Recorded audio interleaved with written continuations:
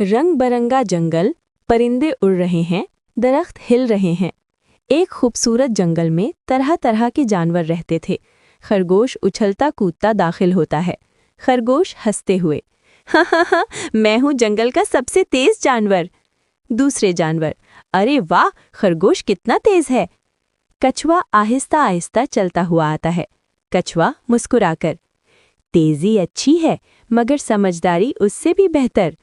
खरगोश तंजिया, ओहो, तुम और समझदारी। जंगल के जानवर जमा हो जाते हैं। खरगोश, आओ कछुए, दौड़ लगाते हैं। कछुआ, ठीक है मगर ईमानदारी से। जानवर, मुकाबला मुकाबला। सीटी बजती है।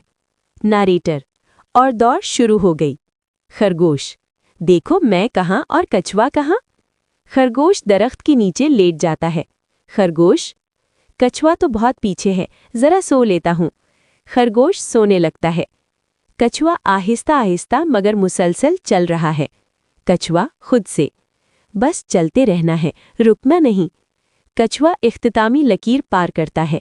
जानवर तालियां बजाते हुए, कछुआ जीत गया। खरगोश जागता है, इधर उधर देखता है। खरगोश हैरान, क्या मैं हार गया? खरगोश शर्मिंदा, मुझे माफ कर दो, मैंने गुरूर किया था। कछुआ और खरगोश साथ खड़े हैं। कछुआ, मेहनत और सब्र हमेशा जीतते हैं। और यूं सबने एक अहम सबक सीख लिया, आहिस्ता मगर मुसलसल कोशिश कामयाबी की कुंजी है।